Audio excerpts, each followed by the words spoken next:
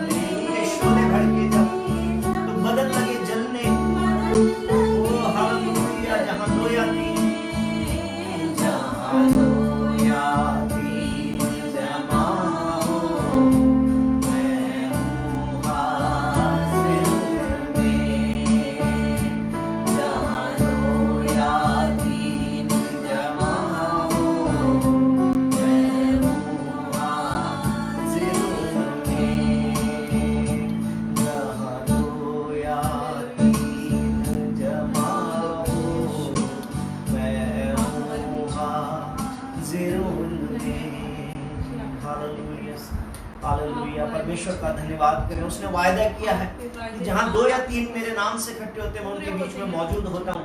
इस बात से कोई फर्क नहीं पड़ता कि हम एक भवन में हैं या हम अपने अपने घरों में हैं। हम सोचते थे कि शायद भवन का मतलब चर्च है, भवन का मतलब कलीसिया है, लेकिन इन दिनों में परमेश्वर ने हमें सिखा दिया है, हमें तैयार कर दिया इस बात के लिए कि हमें भवन की तरफ देखने की जरूरत नहीं है, परंतु हमारा घर, हमारा परिवार, हमारी जो अपनी चार दीवारी है वहां पर अपने पत्नी के साथ में, अपने पति के साथ में, अपने बच्चों के साथ में, अपने भाई के साथ में, अपनी बहन के साथ में, और कोई भी नहीं है, यदि आप अकेले भी हैं तो पवित्र आत्मा के साथ में आप बैठें और परमेश्वर की आराधना करें। 2 या 3 जहां पर जमा होते हैं परमेश्वर वहां पर उपस्थित है, परमेश्वर वहां पर मौजूद है। हालेलुया। उसके नाम की महिमा करें, उसके नाम की बड़ाई करें। हमारी चट्टान है, वो हमारा दृढ़ गढ़ है परमेश्वर, जिसमें भागकर हम शरण पा सकते हैं।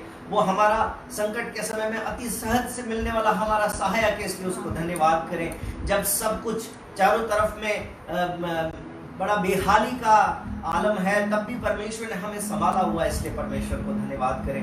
अपने अपने स्थानों में धन्यवाद करें, अपने मनों में धन्यवाद करें, अपना मुंह खोलकर धन्यवाद करें, परमेश्वर को धन्यवाद करें, क्योंकि वो हमारी रोटी है, क्योंकि वो हमारा पानी है, क्योंकि वो हमारा सर है। बाइबल में लिखा है कि कलीसिया का सर हमारा यीशु है। हालेलुया।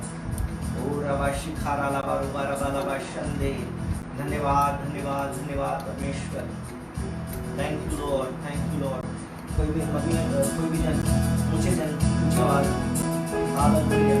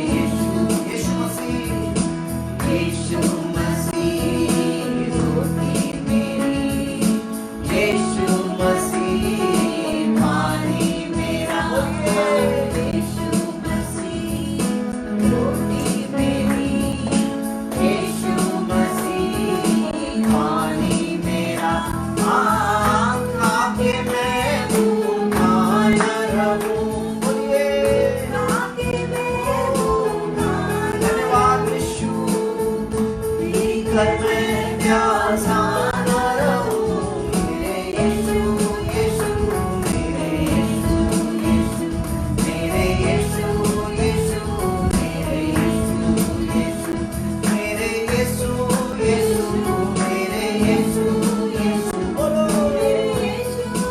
हालेलुया। ओ मेरे यीशु यीशु मेरे यीशु यीशु मेरे यीशु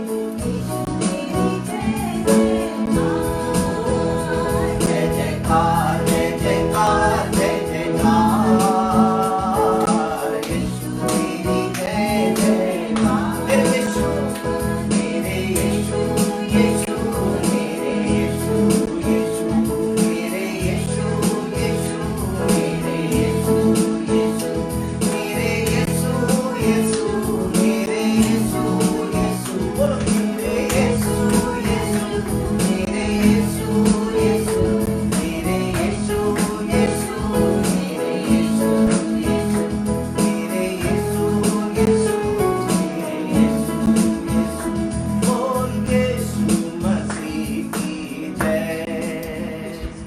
एक गीत मैंने बीते दिनों में सीखा है, बीते दिनों में नहीं, काफी साल हुए थॉमसन वाइस के साथ रहते हुए इस गीत को मैंने सीखा था।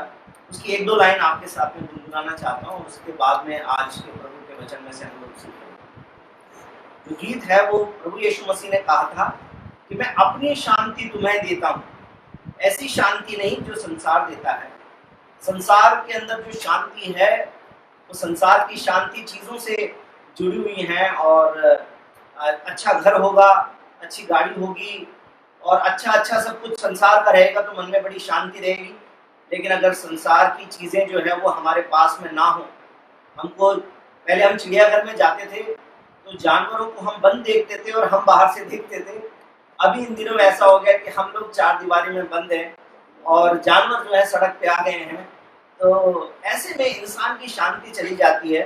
तो इंसान की शांति जो संसार की चीज़ों पर आधारित है, लेकिन प्रभु यीशु मसीह ने कहा था अपनी शांति तुम्हें देता हूँ। तो उसकी एक दो लाइनें मुझे याद आ रही हैं, मैं आपके साथ में गुनगुनाता हूँ और फिर आज के प्रभु के वचन में से सीखेंगे। अपनी शांति तुम्हें देता हूँ, संसार पर भी विजय देता हूँ। अपनी शांति तुम्हें देता हूँ, संसार पर भी विजय देता हूँ।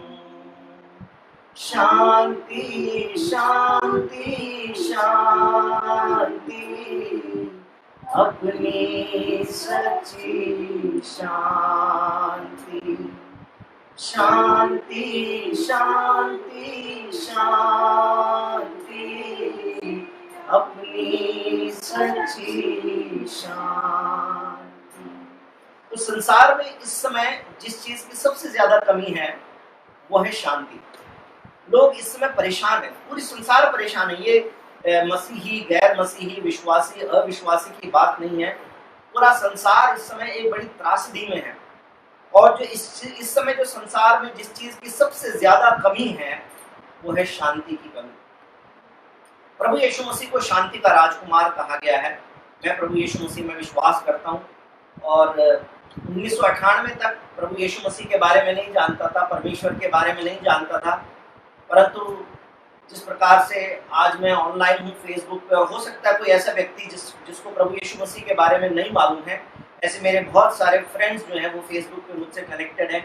हो सकता है उनमें से कोई मेरे इस वीडियो को देखे और उसको ये आज पता चले कि यीशु मसीह शांति का राजकुमार है। 1998 तक मुझे भी नहीं पता था, 1998 तक मैं भी जिस प्रकार से एक सामान्य हिंदू व्यक्ति ईश्वर को मानता है उसी प्रकार से मैं मानता था। और परमेश्वर को पहले हम लोग राधा स्वामी सत्संग के तरीकों से खोजते थे ईश्वर को, और अपनी विकट परिस्थितियों के अंदर जब हमको ईश्वर मूर्ति पूजा के द्वारा और मंदिर में जाने के द्वारा ढूंढने लगे, उससे भी नहीं मिला। तो एक समय आ गया जब मैं नास्तिक हो गया और उसके बाद किसी ने मुझे प्रभु यीशु मसीह के बारे में बताया, एक बाइबल दे दी और मुझे चर्च में इनवाइट किया। आज हमारे पास में कोई चर्च की बिल्डिंग नहीं है जहाँ पे हम किसी को इनवाइट करें। आज तो हम फेसबुक पे ही इनवाइट कर सकते हैं, अपनी जूम मीटिंग पे इनवाइट कर सकते हैं और बात कर सकते हैं। लेकिन बात यह है कि जिस प्रकार से मैं अनजान था, हो सकता है आज कोई ऐसा व्यक्ति जो अनजान हो वो भी मेरे इस मैसेज को सुन रहा हो। तो मैं आपसे कहना चाहता हूँ कि प्रभु यीशु मसीह को शांति का राजकुमार कहा गया है। प्रभु यीशु मसीह ने कहा था कि मैं अपनी शांति तुम्हें देता हूँ। वो शांति नहीं जो संसार देता है, परंतु मैं अपनी शांति तुम्हें देता हूँ। और वो शांति जो परिस्थितियों पर आधारित नहीं होगी।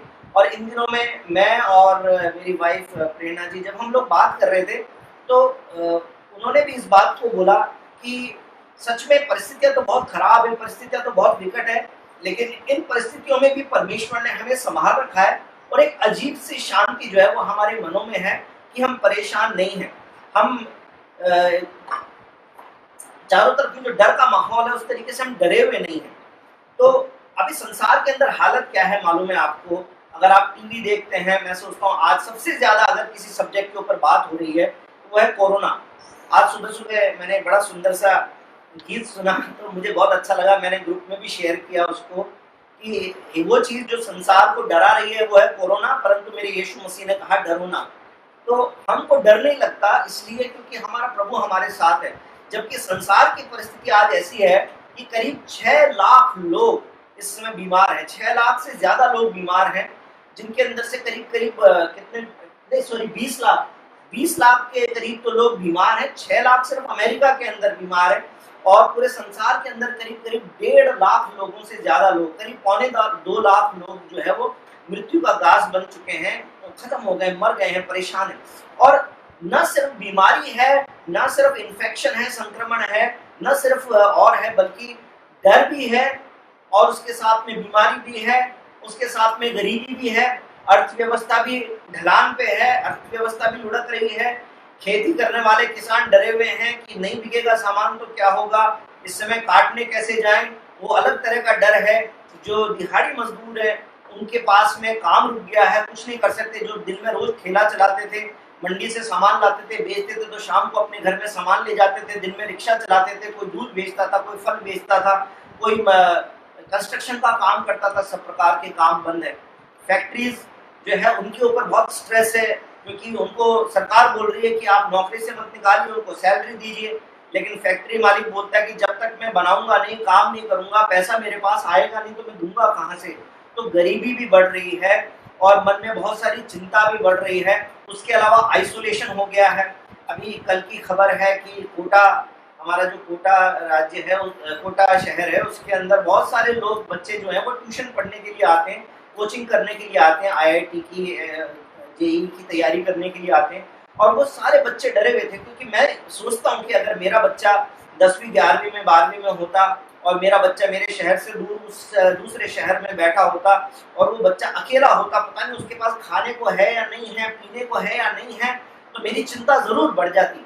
और इसी प्रकार से बहुत सारे माँ बाप हैं जिनकी चिंता बढ़ी हुई है, बहुत सारे लोग खुद हैं जो अकेले में फंस गए हैं। तो आइसोलेशन की एक परेशानी है। तो कहने का मतलब है चारों तरफ में परेशानियां हैं। इन परेशानियों के ऊपर और परेशानी बढ़ रही है। बहुत सारे लोग ना चाहते हुए भी अपने कर्मचारियों को निकाल रहे हैं, लोगों की नौकरियां जा रही हैं, देश की, पूरे संसार की अर्थव्यवस्था जो है वो गिरती जा रही है। ये समस्या है संसार में, आप भी जानते हैं शायद, अगर आप जागरूक है, अगर आप न्यूज देखते हैं तो आपको ये सब बातें मालूम है। मैं आपको कोई नई बात नहीं बता रहा हूँ, लेकिन इसके साथ में बहुत सारी और समस्याएं होती जा रही है। सिर्फ संक्रमण नहीं है, सिर्फ आइसोलेशन नहीं है, जॉबलेसनेस आ रही है। जॉबलेसनेस है तो आगे की चिंता बढ़ गई है। चिंता ने क्या किया है? चिंता इसलिए हो गई है क्योंकि होपलेस होते जा रहे हैं, आशा खोती जा रही है, निराश होते जा रहे हैं कि क्या होगा, कैसे होगा, ये कब खत्म होगा, ये बीमारी जाएगी नहीं जाएगी। साइंटिस्ट कह रहे हैं कि ये बीमारी सिर्फ लॉकडाउन से नहीं जाएगी, ये लॉकडाउन से सिर्फ इसका कर्व नीचे आएगा। लेकिन अगर लोगों को ठीक होना है तो उसके लिए टेस्ट करने पड़ेंगे, उनको इलाज करना पड़ेगा, परंतु डॉक्टर्स के पास में वैक्सीन नहीं है, कुछ नहीं है। तो होपलेसनेस बढ़ रही है, निराशा बढ़ रही है। निराशा बढ़ने के कारण बहुत सारे लोग डिप्रेशन में आ गए। डिप्रेशन की एक बहुत बड़ी समस्या खड़ी हो गई है और मैं न्यूज़ पढ़ रहा था, उसके अंदर लिखा है करीब करीब डिप्रेशन की समस्या 20% तक बढ़ गई है पहले की तुलना में। आप सोचिए कि अगर 100 लोग हैं, 100 में से 20 लोग जो है वो डिप्रेशन का शिकार होते जा रहे हैं। निराशा इतनी ज्यादा बढ़ गई है, कोई तो आत्महत्या कर ले रहा है, कोई अपने बच्चों को पानी में कूद दे रहा है, बिल्डिंग से फेंक दे रहा है, अपने बच्चों को मार दे रहा है। मैं सोचता हूँ कि निराशा की हद है। तो ये सारी परिस्थितियां हैं इसलिए क्योंकि इंसान भविष्य को देख नहीं सकता, इंसान डरा हुआ है। हल मेरे साथ में बाइबल के अंदर निकाली भजन संहिता 121 उसका पहला और दूसरा वचन। भजन संहिता की किताब, ये भजनों की किताब है बाइबल के अंदर, जो बाइबल के बीच में है। भजन संहिता 121 उसका पहला और दूसरा वचन मैं आपके लिए पढ़ता हूं। लिखा हुआ है, मैं अपनी आंखें पर्वतों की ओर लगाऊंगा, मुझे सहायता कहां से मिलेगी? मुझे सहायता यहोवा की ओर से मिलती है जो आकाश और पृथ्वी का करता है। आगे भी पढ़ सकते हैं, वो तेरे पाँव को टलने न देगा, तेरा रक्षक कभी ना ऊँघेगा। सुन, इज़राइल का रक्षक ना ऊँघेगा न सोएगा। यहोवा तेरा रक्षक है, यहोवा तेरी दाहिनी और तेरी आड़ है। न तो दिन को धूप से और न रात को चांदनी से तेरी कुछ हानि होगी। यहोवा सारी विपत्ति से तेरी रक्षा करेगा, वो तेरे प्राण की रक्षा करेगा। यहोवा तेरे आने जाने में तेरी रक्षा आपसे लेकर सदा तक करता रहेगा। जिनके पास में निराशा है, आज मैं उनसे बात करना चाहता हूँ। वो विश्वासी भी हो सकते हैं जो निराशा की अवस्था में हो, जो सच्चे परमेश्वर को जानते तो हैं, परंतु इन सारी परिस्थितियों की तरफ में देख के उनका मन भी निराशा से भर गया है। जिस प्रकार से बाइबल के अंदर पतरस नाम के एक व्यक्ति का जिक्र है जो प्रभु यीशु मसीह का चेला था, जिसको लोग सेंट पीटर के नाम से जानते हैं। पतरस जो है वो प्रभु यीशु मसीह के वो पानी पे चलता हुआ आते देखकर, जब वो नाव में जा रहा था और बाकी चेलों के साथ था, उसने प्रभु यीशु मसीह को पानी पर चल के आते हुए देखा। तो उसने कहा कि हे प्रभु, यदि तू है तो मुझे आज्ञा दे, तो मैं भी पानी पर चल के आऊंगा। यीशु मसीह ने बोला आओ। तो उसने अपना पांव नाव से बाहर निकाला और उसके बाद में वो पानी पे चलने लग गया। वो असंभव परिस्थितियां उसके लिए संभव हो गई। ये आज अगर आपके पास में साइंटिफिक माइंड है तो आपको लगे ये कैसी बेकार की बात कर रहे हो, ये भी कोई संभव है कि कोई आदमी पानी पे चलने लगेगा? लेकिन जो इस दुनिया का रचने वाला परमेश्वर है, जो सर्वशक्तिमान परमेश्वर है, जिसने पानी को बनाया है, जिसने पानी के गुण को बनाया है, ये उस परमेश्वर के अधिकार से बाहर की बात नहीं है। ये कोई असंभव सी बात नहीं है परमेश्वर के लिए। वो परमेश्वर है जिसने ये निर्माण किया, सारी चीजों को बनाया है, जिसने बताया कि कॉपर जो है वो इलेक्ट्रिसिटी का अच्छा कंडक्टर होगा। तो ये परमेश्वर है जिसने बनाया है, हम उस पर सवाल नहीं कर सकते। परमेश्वर ने रबड़ बनाया जो लचीला होता है, जिसके अंदर से बिजली तो पास नहीं कर सकती, परंतु सब प्रकार के झटकों को सहन कर सकता है। ये रबड़ का चरित्र है।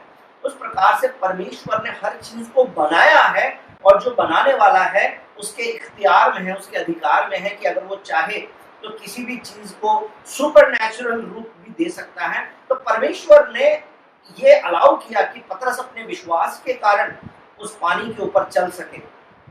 पतरस पानी पर चलने लगा और उसके बाद में थोड़ी देर में उसकी नजरें इधर उधर गई। उसने देखा कि चारों तरफ में बड़ा तूफान है, और उसने अपने पाँव के नीचे देखा होगा, अरे मैं तो पानी पे चल रहा हूँ, ये कैसी बात है, ये तो असंभव सी बात है, ऐसा तो कभी हो ही नहीं सकता, आज तक मैं पानी में कभी चला नहीं। और जब वो परिस्थितियों की तरफ में देखने लगा तो वो पानी में, उसी पानी में जिस पर वो चल रहा था, वो डूबने लग गया। यहाँ पर लिखा है, मैं अपनी आंखें पर्वतों की ओर लगाऊंगा, मेरी सहायता कहाँ से आएगी? मेरे भाई और बहनों, आप विश्वासी हो सकते हैं, मेरे दोस्तों हो सकता है आप अविश्वासी हो। कहने का मतलब है आप प्रभु यीशु मसीह पर विश्वास नहीं करते, परंतु आज आप मुझे देख रहे हैं।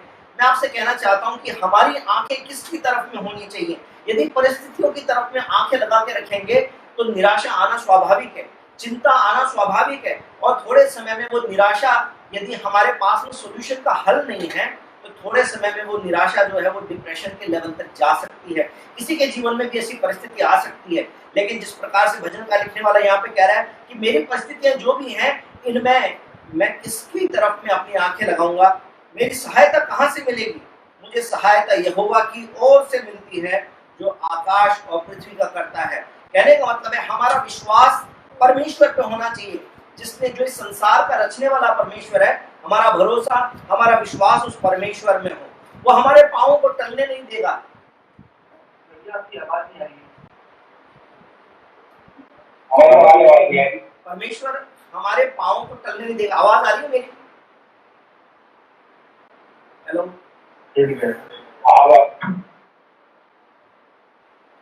अभी आ रही है मेरी आवाज? डिस्टर्बेंस आ रहा है। क्या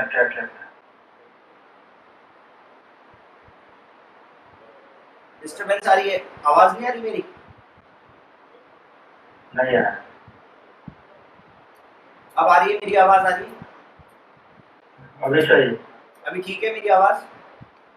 जय जय अभी सही। अच्छा, ठीक है।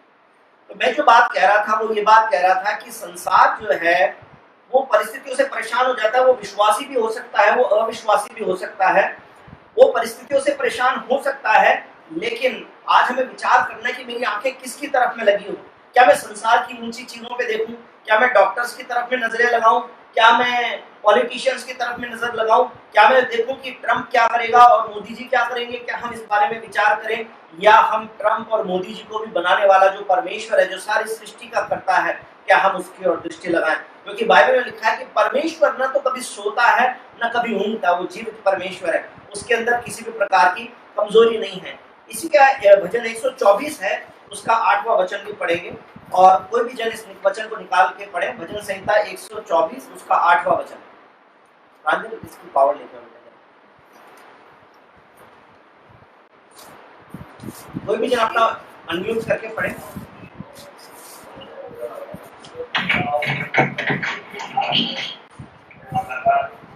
यहोवा जो आकाश और पृथ्वी का करता है, हमारी सहायता उसी के नाम से होती है। परमेश्वर जो आकाश और पृथ्वी का करता है, हमारी सहायता वहां से आएगी। अगर हम डॉक्टर्स की तरफ में अपनी सहायता की उम्मीद लगा के बैठेंगे तो हमें निराशा हो सकती है, लेकिन यदि हमारा भरोसा, हमारी आशा यदि परमेश्वर पे है तो फिर हमारी आशा नहीं टूटने वाली है।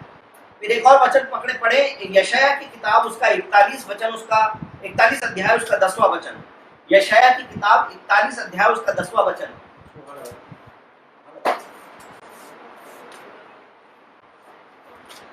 मत डर, क्योंकि मैं तेरे संग हूँ।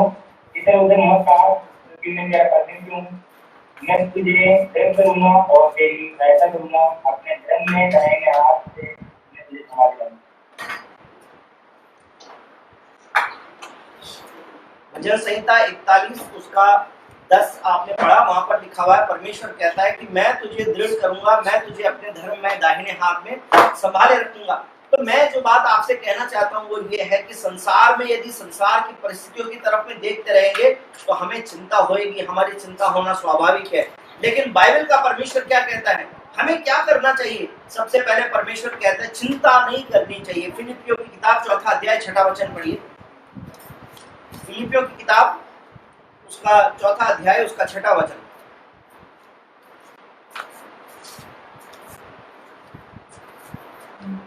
किसी भी बात की चिंता मत करो, परंतु हर एक बात में तुम्हारे निवेदन प्रार्थना विनती के द्वारा धन्यवाद के साथ परमेश्वर के सम्मुख किया जाए। तो परमेश्वर का वचन कहता है कि किसी भी बात की चिंता मत करो, परंतु हर एक बात में तुम्हारे प्रार्थना और निवेदन धन्यवाद के साथ परमेश्वर के सम्मुख उपस्थित किए जाएं।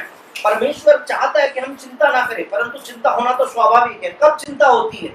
चिंता तब होती है जब हमारा ध्यान परिस्थितियों की ओर होता है।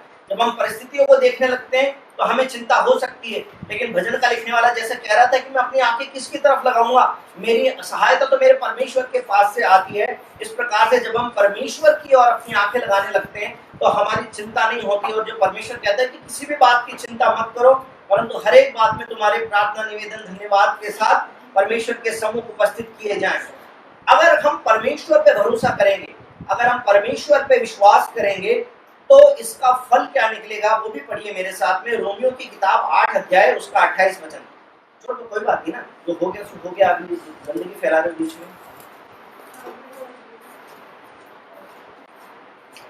हम जानते हैं कि जो लोग परमेश्वर से प्रेम रखते हैं, हम लोग जानते हैं कि जो लोग परमेश्वर से प्रेम रखते हैं,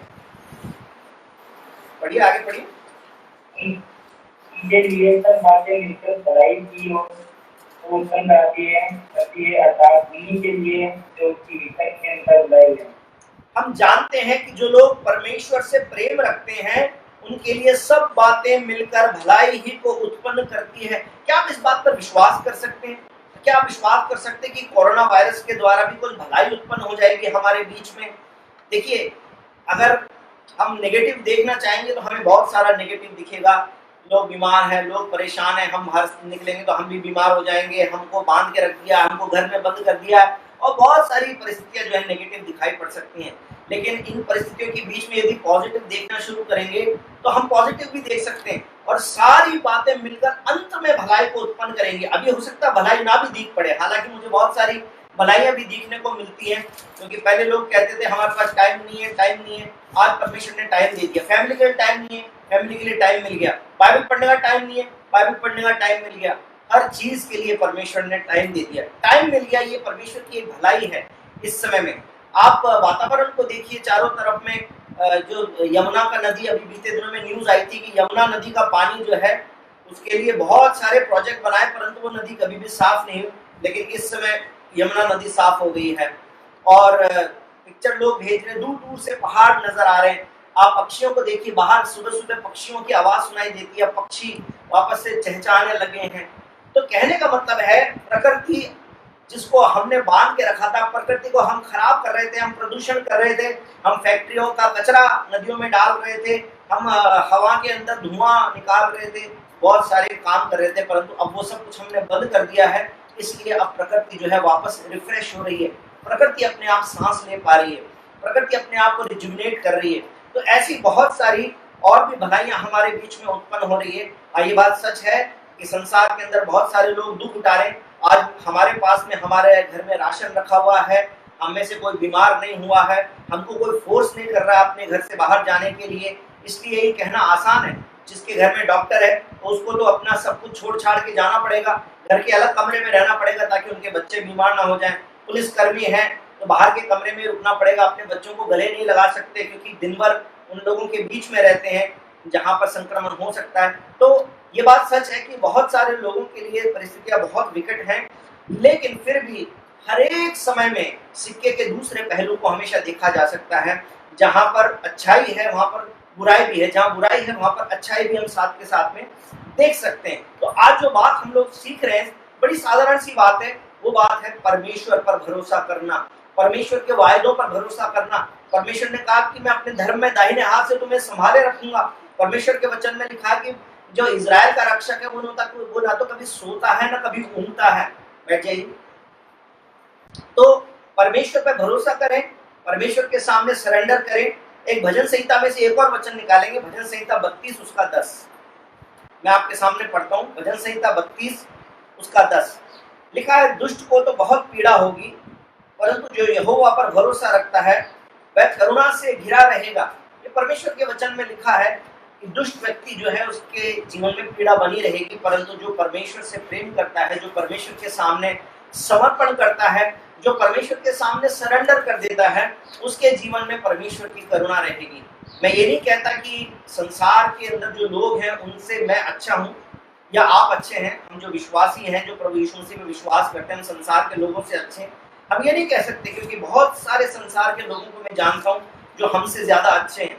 अभी भी बहुत सारे लोग हैं जो समाज सेवा में लगे हुए हैं, हम उतना अच्छा काम नहीं कर पा रहे हैं। हमसे बढ़कर काम करने वाले लोग हैं जो गरीबों को खाना खिला रहे हैं, जो बीमारों की सेवा कर रहे हैं, बहुत सारे तरीकों से समाज की सेवा कर रहे हैं। तो अपने आप में हम ये नहीं कह सकते कि हम अच्छे हैं, कि परमेश्वर तो दुष्टों के ऊपर करेगा, हम तो दुष्ट नहीं है। हम दुष्ट थे, परंतु हमारी दुष्टता को हमारे प्रभु यीशु मसीह ने मिटाया है, हमारे ऊपर अपनी धार्मिकता उड़ाई है, इसलिए परमेश्वर ने हमें धन्य बनाया है। हम अपने आप में धन्य नहीं हैं, लेकिन इस संसार के अंदर रहते हुए ये चिंता का विषय तो है, क्या होगा, कैसे होगा, कब होगा। परमेश्वर का वचन क्या कहता है, इन चीजों के ऊपर ध्यान लगाने के बजाय किस चीज पे ध्यान लगाना शुरू करो। फिलिपियों 4:6, किसी भी बात की चिंता मत करो। सबसे पहला काम जो हमको एक विश्वासी के रूप में करना चाहिए, अगर विश्वासी नहीं है तो मैं आपसे कहना चाहता हूँ कि सबसे पहला काम तो आपको ये करना चाहिए कि आप प्रभु यीशु मसीह पर विश्वास करें। प्रभु यीशु मसीह यानी कि जो सच्चा परमेश्वर है, जिसने मनुष्य जाति से प्रेम किया और मनुष्य जाति का उद्धार करने के लिए, मुक्ति करने के लिए जो मनुष्य रूप लेकर आया, जिसने कोई धर्म नहीं चलाया परंतु जो जीवन जीने का तरीका बताया, जिसने कहा कि मैं तुम्हें जीवन देने आया हूँ और बहुतायत का जीवन देने आया हूँ, ये मैं उसकी बात कर रहा हूँ कि प्रभु यीशु मसीह पर विश्वास करें। और यदि आप विश्वास करते हैं तो सबसे पहला आप ये काम करें कि आप चिंता करना बंद करें, क्योंकि चिंता और कुछ नहीं करेगी। चिंता आपके मन में निराशा को भरती जाएगी, निराशा जो है वो डिप्रेशन की तरफ लेके जाएगी। यदि आप उससे बचना चाहते हो तो सबसे पहला काम करें, चिंता करना बंद करें। और चिंता करने के बजाय जिस बात की चिंता आपको होती है उस बात के लिए परमेश्वर से प्रार्थना करना शुरू करें। क्या हो गया, क्यों बैठ नहीं सकते थोड़ी देर। फिर उसके बाद में दूसरा काम जो हमें करना चाहिए, क्योंकि चिंता करने से क्या होगा, चिंता करने से हम परिस्थिति बदल लेंगे। बाइबल में लिखा हुआ है कि चिंता करके क्या तुम अपने शरीर, अपने सर का एक बाल भी सफेद या काला कर सकते हो। अब जैसे मेरे बाल उड़ गए, आपको दिख रहा है, तो क्या चिंता करने से अब मेरे नए बाल आ जाएंगे? ऐसा नहीं हो सकता। मैं इस बात की चिंता करूँ, अरे मेरे बाल उड़ गए, अब मैं क्या करूँ, तो मैं चिंता करके बाल उगा नहीं सकता। किसी के बाल सफेद हो गए, वो काले नहीं कर सकते, जिसके काले हैं वो सफेद नहीं कर सकते। परमेश्वर के समय में अपने आप चीजें होती हैं, तो चिंता करके क्या होगा, कल कैसे होगा, ये कोरोना कैसे ठीक होगा, कौन क्या होगा, कब बिजनेस कहाँ से आएगा और नौकरी कहाँ से आएगी। परमेश्वर के वचन के अनुसार मैं जानता हूँ कि जो होगा वो होगा, और जो होगा तो हमको देखने में आ जाएगा कि क्या हुआ है। इसलिए उस बात की चिंता नहीं करें। चिंता होती है तो अपनी चिंता को प्रार्थना में कन्वर्ट करते जाएं। किसी समझदार व्यक्ति ने कहा है कि exchange your worries with your prayers, यानी कि जब जब आपको चिंता होती है उस समय पर अपने सारे काम छोड़कर थोड़ी देर प्रार्थना करने बैठ जाओ। जिस बात की चिंता हो रही है उस बात के लिए प्रार्थना कर डालें। पहला काम एक विश्वासी के रूप में यह है कि चिंता करना बंद करें। विश्वासी नहीं है तो सबसे पहला काम है विश्वास करें, दूसरा काम है चिंता करना बंद करें, परमेश्वर पर भरोसा करें। तीसरी चीज, बेहतर और जो कंस्ट्रक्टिव चीजें हैं उनकी तरफ में अपना ध्यान लगाएं। बहुत सारी कंस्ट्रक्टिव चीजें हम अपने घरों में बैठकर कर सकते हैं। इस समय में बहुत सारे लोग नए नए काम कर रहे हैं। जो खाना बनाना नहीं जानते थे आजकल वो खाना बनाना सीख रहे हैं, नई नई डिश बना रहे हैं। जो डांस नहीं करते थे, मेरे एक मित्र है जिनको पता नहीं कि मैंने सोचा भी नहीं था कि उनको डांस करना आता होगा, इन दिनों में उनका एक डांस का वीडियो आ गया। कुछ एक नया काम करना सीखें। कोई पेंटिंग कर रहा है, कोई खाना बना रहा है, कुछ बात सीखें, अपना ध्यान कुछ और बातों पे लगाएं। फिलिपियों की किताब 4 अध्याय का ही 8वां वचन पढ़े जरा मेरे साथ में। फिलिपियों की किताब 4 अध्याय उसका 8वां वचन।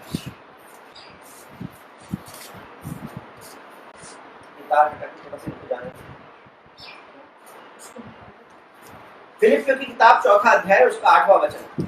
इसलिए हे भाइयों, जो जो बातें सत्य हैं, जो जो बातें आदरणीय हैं, जो जो बातें उचित हैं, जो जो बातें पवित्र हैं, और जो जो बातें सुहावनी हैं, जो जो बातें मनभावनी हैं, अर्थात जो भी सद्गुण और प्रशंसा की बातें हैं उन पर ध्यान लगाओ। ये हमारे बस में है। हाँ, परिस्थितियां हमारे बस में नहीं है। परिस्थितियों में कल को क्या होगा ये हमें नहीं मालूम है। बैठे भी परिस्थितियों में क्या होगा ये हमें मालूम नहीं है कि कल क्या होगा, लेकिन ये हमारे बस में है कि हम परिस्थितियों पर ध्यान लगाएं या हम उन दूसरी बातों पर ध्यान लगा लें। तो बाइबल का वचन कहता है कि मेरे भाइयों, जो जो बातें सत्य हैं, सत्य क्या है, परमेश्वर सत्य है, परमेश्वर का वचन जो है ये सत्य है, तो सत्य पर ध्यान लगाएं। जो बातें उचित हैं, जो बातें ठीक हैं, उन पे ध्यान लगाएं।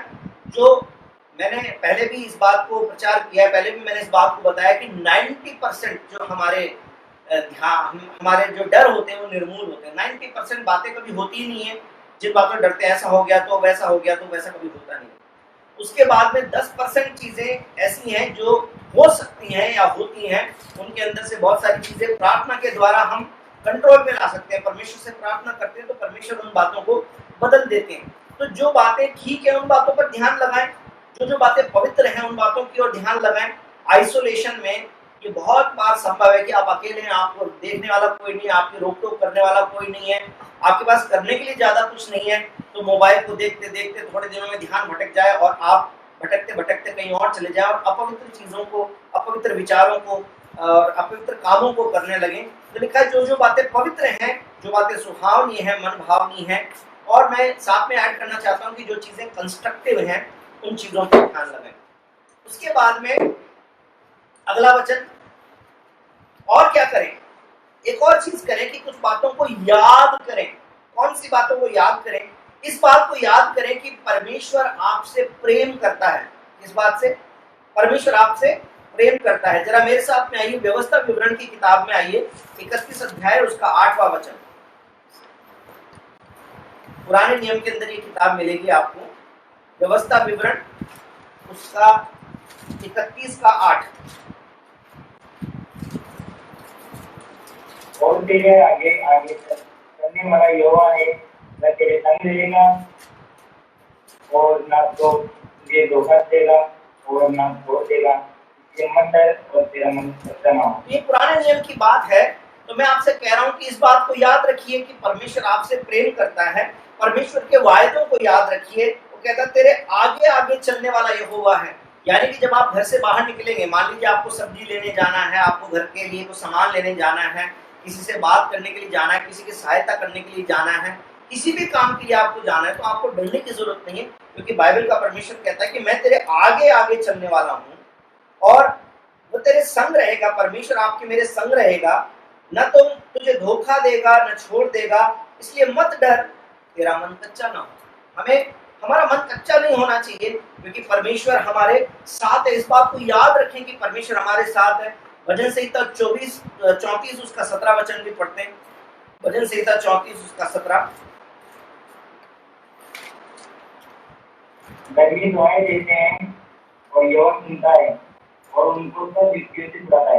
हाँ, तो परमेश्वर आपसे प्रेम करता है, इसलिए इस बात को याद रखें कि परमेश्वर को जब धर्मी जन दुहाई देता, धर्मी कौन है? मैंने अभी थोड़ी देर पहले बताया कि दुष्ट और धर्मी की कल्पना इस प्रकार से नहीं करनी कि हम कुछ स्पेशल हैं, बल्कि क्योंकि हम प्रभु यीशु मसीह पर भरोसा करते हैं और प्रभु यीशु मसीह ने हमारे पापों की कीमत चुकाई है, इसलिए यीशु के लहू के द्वारा हम धर्मी हैं।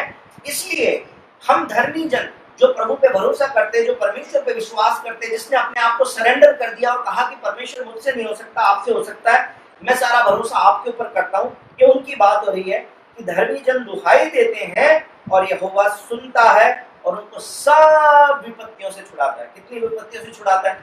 सब विपत्तियों से। तो जब परमेश्वर सब विपत्तियों से छुड़ाने वाला परमेश्वर है, तो कोरोना की विपत्ति क्या एक्स्ट्रा ऑर्डिनरी है जो परमेश्वर के अधिकार क्षेत्र से बाहर? ये तो परमेश्वर के अधिकार में ही है, इसलिए डरने की कोई बात नहीं है। तो क्या क्या देखा हमने? पहला कदम, यदि विश्वास नहीं करते तो प्रभु पे विश्वास करें। यदि विश्वास करते तो चिंता करना बंद करें। चिंता बंद करने के बाद में परमेश्वर की भली बातों पर, सुहावनी बातों पर, मन भावनी बातों पर, पॉजिटिव बातों पर, कंस्ट्रक्टिव बातों पर ध्यान लगाएं।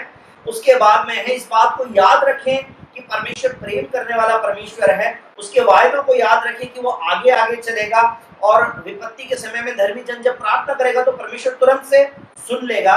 और उसके बाद में एक और बात जो हमको करनी चाहिए वो है अपने आप से कुछ बातें करना है, अपने आप को कुछ याद दिलाना है, अपने आप को कुछ शुद्धि दिलाना है, अपने आप से बोलना है। क्या बोलना है? भजन संहिता 42 का 11 पढ़िए। भजन संहिता 42 उसका 11। मेरे प्राण जो किया जाता है तो अंदर ही अंदर क्यों व्याकुल है? परमेश्वर भरोसा तक वो मेरे समझ और मेरा परमेश्वर है, मैं फिर उसका धन्यवाद करूँ। हे मेरे प्राण, तू क्यों गिरा जाता है? तू अंदर ही अंदर क्यों व्याकुल है? परमेश्वर पर भरोसा रख, क्योंकि वह मेरे मुख की चमक और मेरा परमेश्वर है, मैं फिर उसका धन्यवाद करूंगा। ये कौन है? ये भजन संहिता का लिखने वाला किससे बात कर रहा है? अपने आप से बात कर रहा है।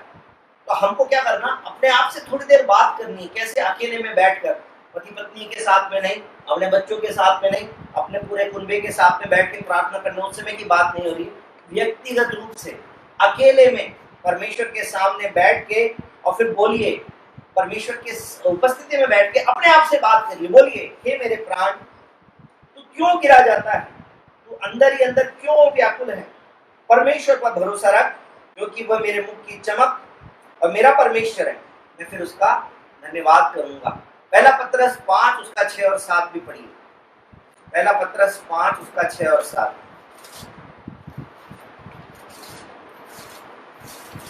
परमेश्वर के हाथ के नीचे दीनता से रहो, इस तरह तुम्हें किस समय को बनाए, अपनी सारी चिंता उसकी पर डाल दो, क्योंकि उसको तुम्हारा ध्यान है। हाँ, परमेश्वर कह रहा है कि परमेश्वर के बलवंत हाथों के नीचे रहो। तो अपने आप से इस बात को करें, अपने आप से बोले कि मैं परमेश्वर के बलवंत हाथों के नीचे रहूंगा। अपने परिवार से कहें कि हम परमेश्वर के बलवंत हाथों के नीचे रहेंगे और तब परमेश्वर हमें उचित समय पर बढ़ाएगा। अपनी सारी चिंता उसी पर डाल दो, क्योंकि उसको तुम्हारा ध्यान है। मैंने आज के वचन की शुरुआत जो है इसी बात से की थी मेरे भाइयों बहनों, मेरे मित्रों की। मैंने कहा था कि संसार के अंदर त्रासदी है, संसार में परिस्थितियां बड़ी विपरीत है। इस विपरीत परिस्थिति के कारण चिंता होना स्वाभाविक है। जब चिंता होती है तो चिंता होपलेसनेस की तरफ लेके जाती है। होपलेसनेस यानी निराशा जो है वो डिप्रेशन की तरफ में लेके जाती है। तो इसलिए बाइबल का परमेश्वर क्या कह रहा है? बाइबल का परमेश्वर कह रहा है कि जब चिंता की घड़ी आएगी तो तुमको यही काम करना है, चिंता नहीं करनी, परंतु चिंता को इकट्ठी कर लेना और चिंता को इकट्ठी करके क्या करना? परमेश्वर के चरणों में रख देना। परमेश्वर ने कहा कि पर अपनी सारी चिंता परमेश्वर पे डाल दो, उसके चरणों में डाल दो, क्योंकि उसको तुम्हारा ख्याल है। तो जब हम अपनी चिंताओं की पोटली को इकट्ठी करेंगे और अपने सर पर रखने के बजाय, क्योंकि अगर सर पर रखेंगे तो हमारे लिए भारी बोझ बनता जाएगा, हमको दबाता जाएगा, उसकी वजह वो चिंता की पूरी पोटली बनानी है। उस चिंता की पोटली को बना के परमेश्वर के पास में रख देना है कि प्रभु आप जानो, मुझसे तो हो नहीं सकता, मुझे तो पता नहीं है कैसे होगा, क्या होगा, प्रभु आप करिए, प्रभु आप संभालिए। जब आप परमेश्वर से बातें करने लगेंगे, जब आप परमेश्वर को बता देंगे कि प्रभु मेरी ये परिस्थिति है, तो परमेश्वर आपको संभाल लेगा, परमेश्वर आपको संभाल लेगा। आपको परमेश्वर निराशा की अवस्था में नहीं जाने देगा, भले ही आप आइसोलेशन में हो, अकेले बैठे हो। अगर आप अपने परिवार के साथ बैठे हो और आपको ये नहीं पता कल आटा कहाँ से आएगा, राशन कहाँ से आएगा, कल को काम कैसे चलेगा, अपने पास में जितना पैसा था वो खर्चा हो गया।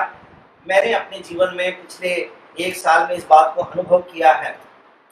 परमेश्वर ने इस अनुभव से मुझे निकाला है। ये लॉकडाउन का समय जो है, ये तो मेरे लिए इतना ज़्यादा गंभीर समय नहीं है, इससे ज़्यादा गंभीर समय पिछले 1-1.5 साल में हमारे जीवन में निकला, जब हमारे पास में खर्चे तो लगातार थे, परंतु हमारे पास में इनकम का सोर्स नहीं था। हम लोग अपना काम करने की कोशिश कर रहे थे, परंतु जितना प्रतिफल काम का मिलना चाहिए उस हिसाब से हमें प्रतिफल मिल नहीं रहा था। खर्चे पे खर्चा होता जा रहा था, आउट गोइंग चालू था, इनकमिंग बंद था। लेकिन उसमें 1.5 साल तक परमेश्वर ने हमें संभाला, और इसलिए मैं आपसे बड़े विश्वास के साथ में कह सकता हूँ, ये सिर्फ मैं थियोरेटिकल बात नहीं कह रहा कि किताब में लिखा हुआ है, मैंने किसी से सुन लिया है, अपने जीवन के अनुभव से कह रहा हूँ कि जिसने मुझे 1.5 साल तक संभाला है, वो आपको 1.5 महीने तो आराम से संभाल ही लेगा। उस पर भरोसा करें। इस लॉकडाउन के समय में निराशा को अपने जीवन में स्थान ना दें, बल्कि परमेश्वर पे भरोसा रखें, अपनी सारी चिंता परमेश्वर के चरणों में डाल दें और परमेश्वर की ओर दृष्टि लगाएं, परमेश्वर पर विश्वास करें और कंस्ट्रक्टिव काम करें, इस समय का इस्तेमाल करें। जो बातें बाकी समय में आप नहीं कर पाते थे उनको करें। किसी एग्जाम की तैयारी कर रहे हैं तो एग्जाम की तैयारी इस समय अच्छे से कर लें। यदि कोई काम आपका रह गया था घर का तो उसको कर लें, उन्हीं कपड़ों को धो के अच्छे से गर्म करके और उनको पैक कर दें। बहुत सारे अच्छे काम आप कर सकते हैं, अपने घर में रहते हुए अच्छे कामों को कर लें। वो काम जो समय आप परमेश्वर के साथ में नहीं बिता पाते थे, परमेश्वर के साथ समय बिताएं। घर वालों के साथ समय नहीं बिता सकते थे, घर वालों के साथ समय बिताएं और प्रभु के साथ में अपने आप को ठीक करें। हमारे सबके जीवन में आज भी अपने आप को जांचें तो जरूर ऐसी कोई बात निकल आएगी जिसकी क्षमा हमें मांगनी जरूरी है। परमेश्वर का वचन कहता है कि तुम अपने पापों को मान लो तो परमेश्वर तुम्हारे पापों को क्षमा करने में विश्वास योग्य और धर्मी है। प्रभु यीशु मसीह का आना निकट है। आने वाले दिनों में हम लोग बाइबल स्टडी के द्वारा भी सीखेंगे कि अंत समय के अंदर कौन सी परिस्थितियां होंगी। इसके अलावा आज के प्रचार के अंदर मैंने एक दूसरा हिस्सा भी रखा था, लेकिन मैं उसको आज टच नहीं कर रहा हूँ, उसको हम अगले हफ्ते टच करेंगे, जिसमें हम लोग अंत समय की इस बात को भी देखने की कोशिश करेंगे कि ये जो परिस्थितियां हैं, या ये परमेश्वर का क्रोध हो सकता है, और अगर ये परमेश्वर का क्रोध भी है तो ये क्रोध कैसे शांत होगा, और इस समय में हमें क्या करना जरूरी है ताकि अगर सच में प्रभु का आना निकट है और प्रभु आ ही जाए तो हम कैसे परमेश्वर के साथ में उसके स्वर्ग राज्य में चले जाएंगे साथ में। इस बात के लिए अपने आप को तैयार करें। इन दिनों में परमेश्वर से लगातार प्रार्थना करें और इस वचन के द्वारा प्रभु आपको आशीष दे।